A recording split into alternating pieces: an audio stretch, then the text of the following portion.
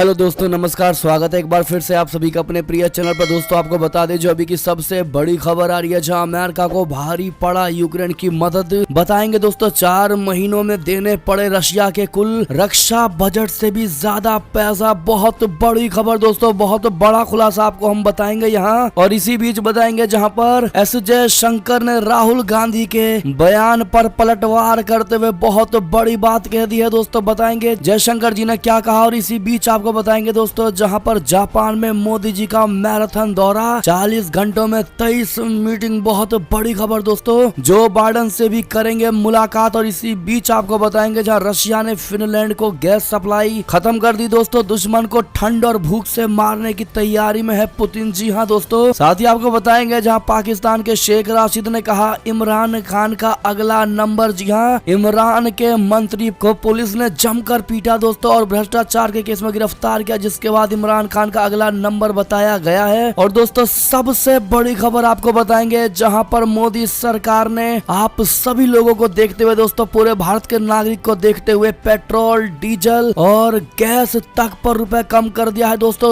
Gas पर 200 रुपए तक का अब सबको मिलेगा फायदा। बहुत बड़ी खबर दोस्तों, और किसानों के लिए भी बहुत बड़ी खुशखबरी है। तो हर तरह की जानकारी हम आपको भी बताने वाले हैं, तो आराम से बने रहेगा वीडियो के अंत तक। और अभी खबरों में आगे बढ़ने से पहले हमेशा की तरह मानते हैं कि मोदी जी हाँ तो हर चीज संभव है। भारतीय सेना है तो अपना देश गर्व से जी रहा है दोस्तों, और आपको भी भारतीय होने पर शान। और मानते हैं भारत देश नंबर 1 देश है और भारत की विदेश नीति सबसे बेस्ट है, सबसे टॉप की। तो इस वीडियो को भी कर दीजिए लाइक, चैनल को कर दीजिए सब्सक्राइब, बेल आइकन दबाइए, साथ ही कमेंट बॉक्स में लिख दीजिएगा जय हिंद। जी हाँ दोस्तों, चलते हैं पहली और सबसे बड़ी खबर की तरफ, जहाँ अमेरिका को भारी पड़ा यूक्रेन की मदद। 4 महीनों में देने पड़े रशिया के कुल रक्षा बजट से भी ज्यादा पैसा। जी हाँ दोस्तों, अमेरिका को रशिया के खिलाफ जंग लड़ रहे यूक्रेन की मदद करना अब भारी पड़ता नजर आ रहा है दोस्तों। कोरोना महामारी और रशिया यूक्रेन युद्ध के कारण अमेरिकी अर्थव्यवस्था पहले से ही भारी दबाव से गुजर रही है। इसी बीच यूक्रेन को लगातार दी जा रही मदद ने अमेरिका के बजट के गणित को और ज्यादा बिगाड़ दिया है। राष्ट्रपति जो बाइडेन ने आज ही यूक्रेन को $40 अरब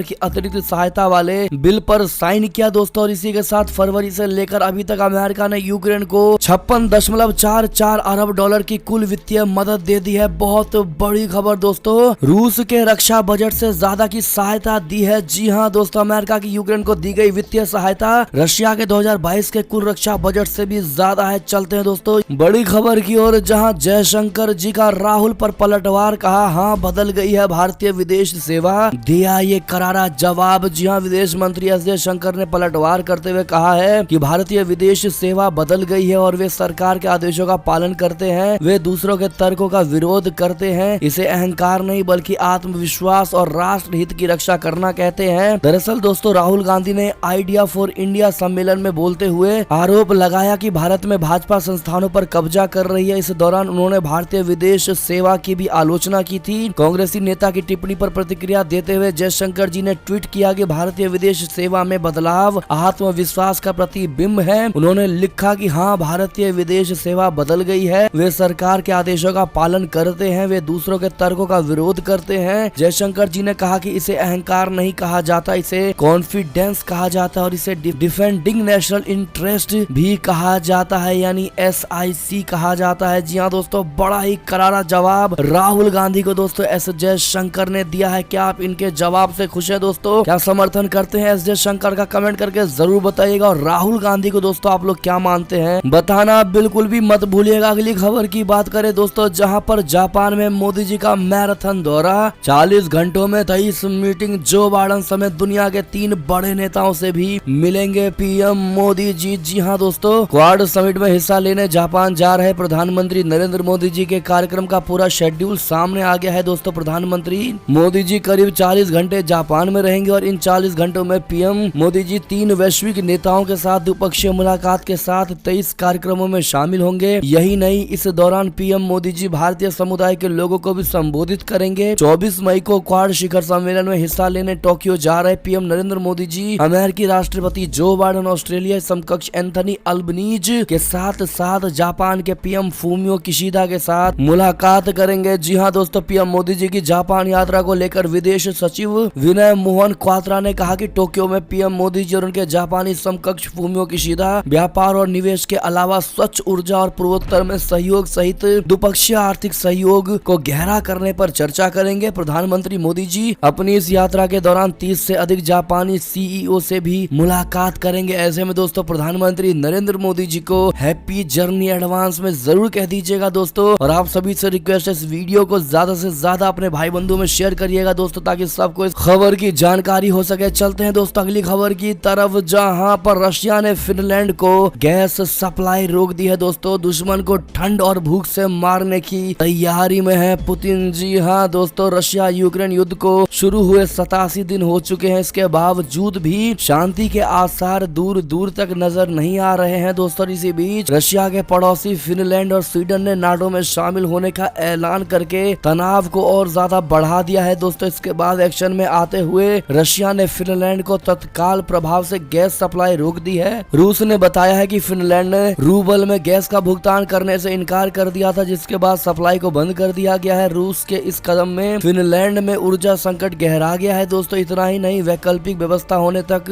फिनलैंड की अर्थव्यवस्था पर भी गहरा असर पड़ सकता है। फिनलैंड अपनी ऊर्जा जरूरतों को पूरा करने के लिए रूस से भारी मात्रा में गैस खरीदता है। जी हाँ दोस्तों, लेकिन ऐसे में फिनलैंड का बयान आया है दोस्तों। फिनलैंड ने कहा है, हम तैयार हैं, नहीं होगी कमी। जी हाँ, रूसी सरकारी गैस आपूर्ति एजेंसी गजप्राम ने कहा कि फिनलैंड ने रूबल में भुगतान करने की मांग मानने से इनकार कर दिया था, जिसके बाद पड़ोसी देश को गैस की सप्लाई रोक दी गई। जी हाँ दोस्तों, साथ ही श्रीलंका से बड़ी खबर दोस्तों, जहां चावल, दूध, दवा और भी बहुत कुछ श्रीलंका के लिए देवदूत बने भारत और जापान लाखों डॉलर का सामान भेज करेंगे मदद। जी हाँ दोस्तों, भारत और जापान आर्थिक संकट का सामना कर रहे श्रीलंका को लाखों डॉलर की खाद्य सामग्री उपलब्ध कराएंगे। कोलंबो में भारतीय उच्चायोग ने शुक्रवार को कहा है कि चावल, दवाएं और दूध के पाउडर जैसी तात्कालिक सहायता सामग्री लेकर एक भारतीय पोत रविवार को कोलंबो पहुंचेगा। तमिलनाडु के मुख्यमंत्री M.K. स्टालिन ने राहत सामग्री से लदा पोत बुधवार को चेन्नई से रवाना किया। पहली खेप में 9000 मीट्रिक टन चावल, 200 मीट्रिक टन दूध का पाउडर और 24 मीट्रिक टन दवाएं शामिल है, जिनका कुल मूल्य 45 करोड़ रुपए है। बहुत बड़ी खबर दोस्तों। साथ ही बताते भारतीय उच्चायोग ने ट्वीट किया है कि भारत के लोग श्रीलंका के साथ खड़े हैं। चावल, दूध, पाउडर और दवाएं जिनका मूल्य 2 अरब श्रीलंकाई रुपए में 56 लाख डॉलर है, रविवार को कोलंबो पहुंचेगा। जी हाँ दोस्तों, ऐसे में भारत की इस मदद की सराहना करेंगे दोस्तों। आप लोग हाँ या ना में जवाब जरूर दीजिएगा। साथ ही एक लाइक जरूर कर दीजिएगा वीडियो को जिन्होंने लाइक नहीं किया। अगली खबर की बात करें दोस्तों, जहां पर रूस जल्द करेगा भारत को KA-31 हेलीकॉप्टर की डिलीवरी। दुनिया का अकेला डेक आधारित रडार निगरानी हेलीकॉप्टर। जी हाँ दोस्तों, रशिया हथियार निर्यातक रोसोबोरोन एक्सपोर्ट के CEO अलेक्जेंडर मिखेयेव ने 20 मई को हेली रूस 2022 हेलीकॉप्टर शो में बताया है कि रूस कामोव KA-31 डेक आधारित रडार पीकेट हेलीकॉप्टर्स की डिलीवरी पर इंडिया के साथ काम करना जारी रखा हुआ है। जी हाँ दोस्तों, बता दें रूसी सरकारी समाचार एजेंसी टास की रिपोर्ट के मुताबिक मिखेयेव ने कहा है कि कामोव KA-31 को लेकर इंडिया के साथ काम जारी है। KA-31 का कोई भी अपोजिशन नहीं है और ये दुनिया का एकमात्र डेक आधारित बेसिस रडार निगरानी हेलीकॉप्टर है और ये हवा और समुद्र की स्थिति को कंट्रोल करने और इकोनॉमिक एरियाज और जल क्षेत्रों की निगरानी के कार्यों का पूरी तरह से मुकाबला करता है। जी हाँ दोस्तों, ऐसे में अगली और बड़ी खबर की बात करें, जहां इमरान खान के पार्टी के दोस्तों पूर्व मंत्री शिरीन मजारी को पुलिस ने पीटा भ्रष्टाचार के केस में किया गिरफ्तार। शेख राशिद ने कहा इमरान का अगला नंबर। जी हाँ दोस्तों, पाकिस्तान के प्रधानमंत्री इमरान खान की पार्टी पाकिस्तान तहरीक-ए-इंसाफ की वरिष्ठ नेता और पूर्व मंत्री शिरीन मजारी को पंजाब प्रांत की एंटी करप्शन डिपार्टमेंट ने गिरफ्तार कर लिया है। इस्लामाबाद पुलिस ने इसकी जानकारी दी है। एंटी करप्शन डिपार्टमेंट और इस्लामाबाद पुलिस ने संयुक्त कार्रवाई में मजारी को उनके घर से गिरफ्तार किया है। जियो न्यूज के अनुसार 1972 में दर्ज जिला राजनपुर में जमीन के एक टुकड़े का अतिक्रमण से संबंधित एक मामले में मजारी को गिरफ्तार किया गया। पूर्व मंत्री की बेटी ने पुलिस पर आरोप लगाया है कि उन्होंने उनकी मां की पिटाई की है। जी हाँ दोस्तों, जिस पर पूर्व गृह मंत्री शेख राशिद ने कहा नई सरकार देश को अराजकता की ओर धकेल रही है। उन्होंने आगे कहा कि इस्लामाबाद और रावलपिंडी में नए IG नियुक्त किए गए हैं और अधिकारियों ने उन्हें गिरफ्तार किए जाने वाले लोगों की सूची सौंपी है। उन्होंने कहा कि शिरीन मजारी की गिरफ्तारी इस दिशा में पहला कदम है। पूर्व मंत्री ने चेतावनी दी है कि अगला नंबर अब इमरान खान का भी होने वाला है। जी हाँ दोस्तों, अगली खबर की बात करें, जहाँ पाकिस्तान से ही खबर है, PM शहबाज शरीफ बेटे की गिरफ्तारी से पहले जमानत बढ़ी। जी हाँ दोस्तों, पाकिस्तान की एक अदालत ने शनिवार को प्रधानमंत्री शहबाज शहबाज शरीफ और उनके बेटे और पंजाब के मुख्यमंत्री हमजा शहबाज की प्री अरेस्ट बेल 28 मई तक बढ़ा दी है, जबकि उनके दूसरे बेटे शहबाज सुलेमान को गिरफ्तारी वारंट जारी किया है। सुलेमान पर 14 अरब मनी लॉन्ड्रिंग के मामले में वारंट जारी किया गया है। शहबाज लाहौर में शीर्ष पद का कार्यभार संभालने के बाद पहली बार फेडरल इन्वेस्टिगेशन एजेंसी FIA की विशेष अदालत में पेश हुए। पिछली 2 सुनवाई में उन्होंने पेशी से छूट की मांग की थी। यानी कि दोस्तों पाकिस्तान के ऐसे प्रधानमंत्री हैं दोस्तों जो अभी की स्थिति में प्रधानमंत्री बने बैठे हैं जो और जिनके ऊपर केस चल रहा है। समझ सकते हैं दोस्तों ऐसे प्रधानमंत्री अपने देश का क्या ही विकास करेंगे, पाकिस्तान को आखिर कहां लेकर जाएंगे। दोस्तों आपको क्या लगता है शहबाज शरीफ को लेकर, बताइएगा जरूर। अगली खबर की बात करें जहां पर प्रधानमंत्री स्कॉट मॉरिसन चुनाव हार गए हैं। दोस्तों ऑस्ट्रेलिया के प्रधानमंत्री चुनाव हार चुके हैं। लेबर पार्टी के एंथनी अल्बनीज होंगे अगले और नए प्रधानमंत्री ऑस्ट्रेलिया के। जी हां, ऑस्ट्रेलिया के प्रधानमंत्री स्कॉट मॉरिसन चुनाव हार चुके हैं। चुनाव में जीत दर्ज करने वाली लेबर पार्टी के एंथनी अल्बनीज अब ऑस्ट्रेलिया के नए प्रधानमंत्री होंगे। चुनाव परिणाम आने के बाद मॉरिसन ने कहा है कि वे लिबरल पार्टी के नेता के रूप में इस्तीफा दे देंगे। उन्होंने कहा कि वे अपनी पार्टी की हार की जिम्मेदारी लेते हैं। उन्होंने कहा कि मैं नेता के रूप में हार की जिम्मेदारी लेता हूं, ये नेतृत्व की जिम्मेदारी है। उन्होंने कहा कि मैं पार्टी की अगली बैठक में इस्तीफा सौंप दूंगा। उन्होंने कहा कि मुझे लिबरल पार्टी का नेतृत्व करने का मौका मिला, देश के लोगों का समर्थन मिला, इसके लिए सभी को बहुत बहुत धन्यवाद। आपको बता दें दोस्तों कि ऑस्ट्रेलिया में लोअर चैम्बर यानी निचले सदन की 151 सीटों के लिए मतदान हुआ था। सरकार बनाने के लिए 76 सीटों की जरूरत होती है। ऑस्ट्रेलिया में 2 सदन है दोस्तों। ऊपरी सदन का कार्यकाल 6 साल का होता है। यहाँ सरकार का कार्यकाल 3 साल का होता है, यानी हर 3 साल बाद ऑस्ट्रेलिया में चुनाव होते हैं। दोस्तों ऑस्ट्रेलिया के प्रधानमंत्री चुनाव में 6 प्रत्याशी पद की रेस में थे, लेकिन मुख्य मुकाबला मॉरिसन और अल्बनीज के बीच ही था। मॉरिसन 2019 के चुनाव में भी पूर्ण बहुमत हासिल नहीं कर पाए थे और छोटी पार्टियों के साथ मिलकर सरकार बना ली थी। जी हाँ दोस्तों, ऐसे में अब इनके होने पर भारत के साथ ऑस्ट्रेलिया के क्या रिश्ते होंगे दोस्तों, ये तो आने वाला समय ही बताएगा और हम आपको मंथन करके बताएंगे दोस्तों। इसलिए हमारे चैनल पर नए हैं तो प्लीज चैनल को सब्सक्राइब करके बेल आइकन जरूर दबा लीजिएगा। चलते अगली खबर की ओर, जहां पर भारतीय एयरफोर्स बनी विश्व की तीसरी सबसे ज्यादा शक्तिशाली वाली फोर्स। जी हाँ, यहाँ तक कि चीन, जापान, फ्रांस और इजराइल भी छूटा पीछे। जी हाँ दोस्तों, भारतीय वायुसेना ने एक बार फिर से अपनी शक्ति का परिचय दिया है दोस्तों। चीन, जापान और फ्रांस जैसे शक्तिशाली देशों को पीछे कर दिया है। World directory of modern military aircraft यानी कि दोस्तों WDMMA ने जो साल 2022 की रैंकिंग जारी की है दोस्तों, उसमें भारतीय वायुसेना को चीन, जापान और फ्रांस की एयरफोर्स से सर्वोपरि रखा गया है। जी हाँ दोस्तों, खासकर चीन की वायुसेना ने भारत को ऊपर रखा जाना काफी चौंकाने वाला बताया। ऐसे में अपनी इंडियन एयरफोर्स को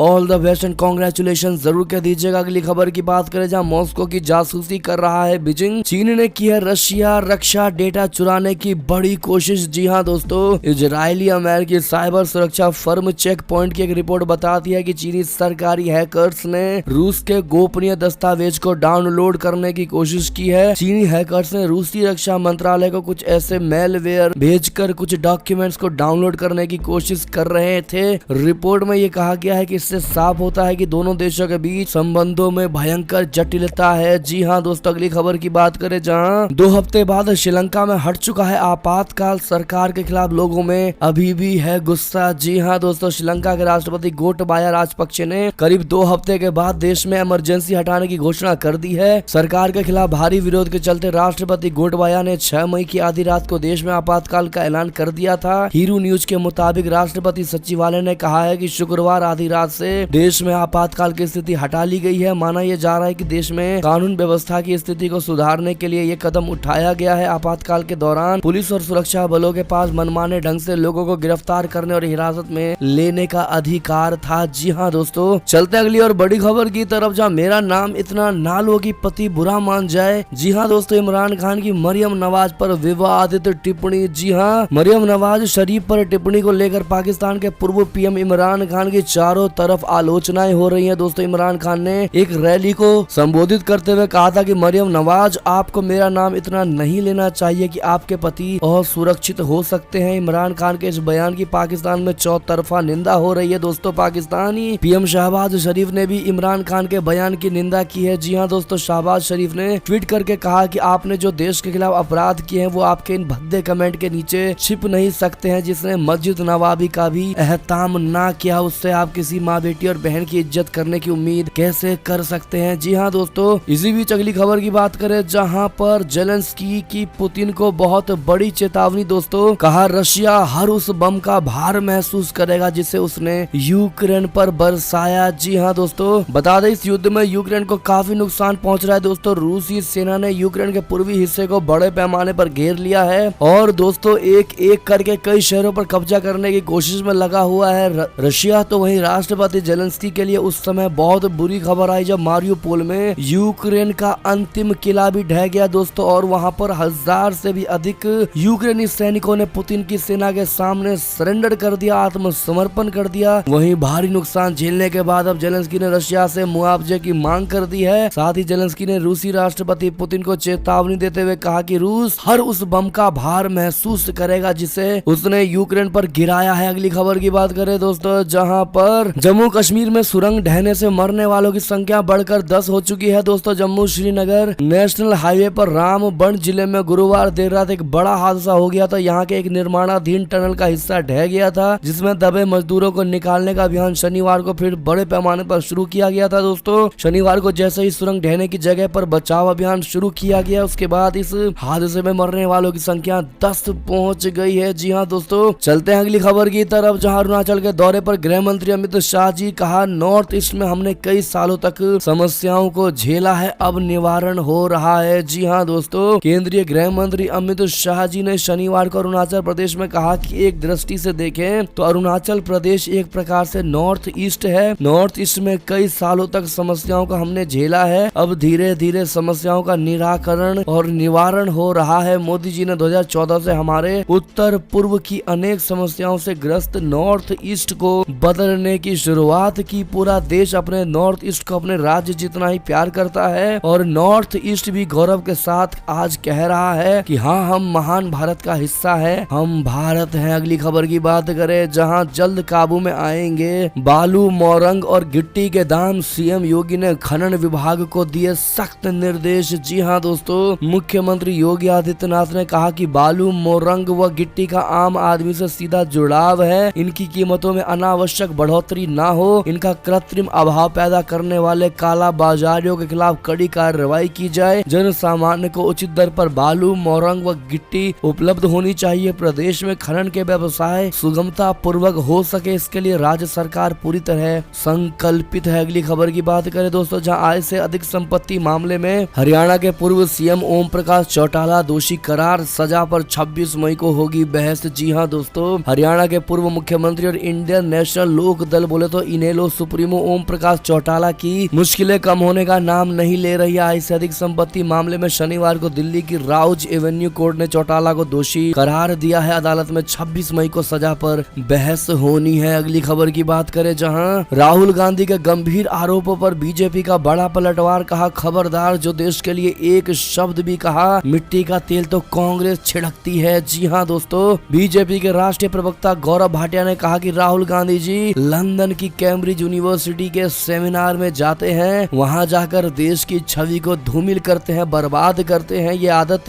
हो गई है राहुल गांधी और गांधी परिवार की। वो मोदी जी से नफरत करते हैं, देश की भावना रखते हैं और मोदी जी से नफरत करते करते भारत माता के खिलाफ ही वक्तव्य देने लगते हैं। एक हताश कांग्रेस और उसके विफल नेता राहुल गांधी जब भी विदेशी की धरती पर जाते हैं, चाहे वो लंदन हो, अमेरिका हो, सिंगापुर हो, उनके वक्तव्य कहीं ना कहीं ये दर्शाते हैं कि आज की कांग्रेस पार्टी 1984 से लेकर अब तक देश में आग लगाने, सौहार्द बिगाड़ने में लगी है। अगली खबर की बात करें जहां पर योगी जी का बड़ा प्लान, परिवार को कम से कम एक रोजगार देने की दिशा में योगी सरकार का बहुत बड़ा कदम। जी हाँ दोस्तों, योगी जी प्रदेश भर के लोगों के सामाजिक और आर्थिक स्थिति के सटीक आकलन के लिए परिवार कार्ड बनाने जा रहे हैं। ये कार्ड आधार से लिंक होगा। एक परिवार को कम से कम एक रोजगार की दिशा में ये कार्ड बड़ा कदम साबित होगा। परिवार कार्ड बनने तक राशन कार्ड को ही आधार माना जाएगा। संकल्प पत्र में अगले 5 वर्षों में एक परिवार को कम से कम एक रोजगार देने का संकल्प लिया था। इसके लिए योगी सरकार लगातार प्रयत्नशील है। जी हाँ दोस्तों, अगली खबर की बात करें जहां पर सरकार ने जारी किया राशन कार्ड का नियम, तुरंत करे सरेंडर वरना होगी वसूली। जी हाँ दोस्तों, अगर आप भी राशन कार्ड धारक हैं तो ये खबर आपके बेहद काम किया। अगर आपने भी सरकार के मानक से अलग जाकर राशन योजना का फायदा उठाया है दोस्तों, तो अब सरकार आप पर शिकंजा कस सकती है। दरअसल सरकार ने राशन कार्ड को लेकर सख्ती दिखाते हुए कुछ शर्तों के तहत राशन कार्ड सरेंडर करने का नियम बनाया गया है। अगर आपने इसका उल्लंघन किया तो आप पर भी कार्रवाई हो सकती है दोस्तों। बता दें, उत्तर प्रदेश में अपात्र राशन कार्ड धारियों यानी इनएलिजिबल राशन कार्ड होल्डर्स पर कार्रवाई की तैयारी हो गई है। इन कार्ड धारियों को राशन कार्ड सरेंडर करने को कहा गया है। सरकार ने इसकी पात्रता भी जारी कर दी है। इसके तहत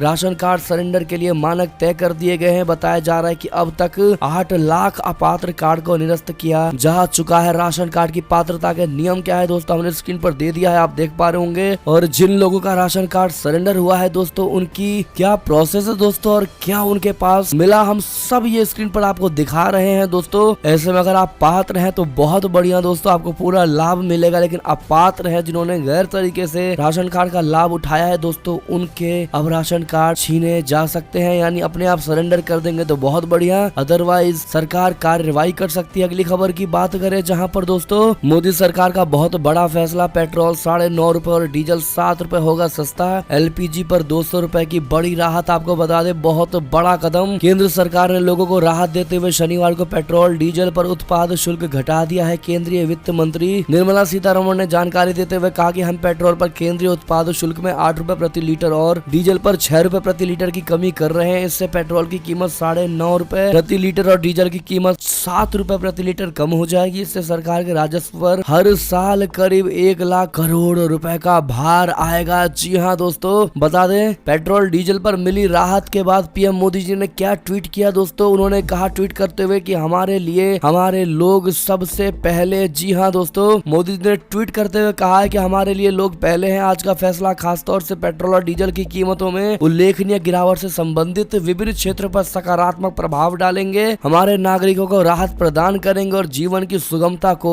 आगे बढ़ाएंगे। जी हाँ दोस्तों, ऐसे में आप सभी लोगों के लिए दोस्तों मोदी सरकार ने बहुत बड़ा कदम उठाया। क्या आप इससे सहमत हैं, बताइएगा जरूर। अगली खबर की बात करें दोस्तों, जहां पर सिलेंडर पर भी मिलेगी 200 रुपए की सब्सिडी, 9 करोड़ से अधिक लोगों को होगा फायदा। सरकार का बहुत बड़ा ऐलान। जी हाँ दोस्तों, केंद्र सरकार ने शनिवार को आम आदमी को बहुत बड़ी राहत देते हुए गैस सिलेंडर में सब्सिडी देने का ऐलान किया है। सरकार ने गैस सिलेंडर के ग्राहकों को 200 रुपए की सब्सिडी देने की घोषणा की है। हालांकि ये सब्सिडी केवल प्रधानमंत्री उज्ज्वला योजना के लाभार्थियों को ही मिलेगी। दरअसल वित्त मंत्री निर्मला सीतारमण ने यह ऐलान करते हुए कहा कि इस साल केंद्र सरकार प्रधानमंत्री उज्ज्वला योजना के 9 करोड़ से अधिक लाभार्थियों के प्रति गैस सिलेंडर 200 रुपए की सब्सिडी देगी। बहुत बड़ी खबर दोस्तों, बहुत बड़ा राहत दोस्तों आप सभी को मोदी सरकार की ओर से दी जा रही है। अंतिम खबर की बात करें, जहां किसानों के लिए बहुत बड़ी खुशखबरी, मोदी सरकार ने किया बड़ा ऐलान, होगा सभी को फायदा। जी हाँ दोस्तों, पीएम किसान योजना के तहत किसानों को 11वीं किस्त की रकम मिलने वाली है। कृषि मंत्री नरेंद्र सिंह तोमर ने एक कार्यक्रम के दौरान बताया है कि किसान सम्मान निधि की 11वीं किस्त 31 मई को फिर से प्रधानमंत्री जी देने वाले हैं। लेकिन 11वीं किस्त के लिए किसानों को